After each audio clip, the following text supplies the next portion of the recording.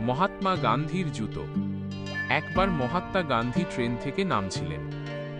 হঠাৎ করে এক পায়ের জুতো তার পা থেকে ছিটকে পড়ে যায় রেল লাইনের ধারে। তখন ট্রেন ছেড়ে দিতে শুরু করেছে। গান্ধীজি সেটা দেখে থেমে থাকেননি। তিনি সঙ্গে সঙ্গেই অন্য পায়ের জুতোটিও খুলে ফেলে দিলেন সেই লাইনের ধারে, যেখানটায় প্রথমটা পড়েছিল। পাশে থাকা লোকজন অবাক হয়ে জিজ্ঞাসা করল, আপনি অন্য জুতোটাও ছুঁড়ে ফেললেন কেন? গান্ধীজি হাসিমুখে বললেন, যদি কোনো গরিব লোক এই জুতো জোড়া খুঁজে পায় তাহলে তার কাজ হবে। একটি জুতো দিয়ে কারো কোনো উপকার হবে না, কিন্তু একটি পুরো জোড়া থাকলে অন্তত সে তা ব্যবহার করতে পারবে।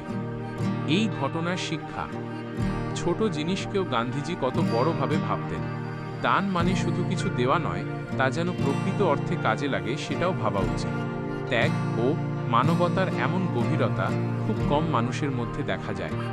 এটি ছিল একটি ছোট অথচ অবাক করা সত্য ঘটনা, যা আজও মানুষকে মানবিকতার পাঠ শেখায়।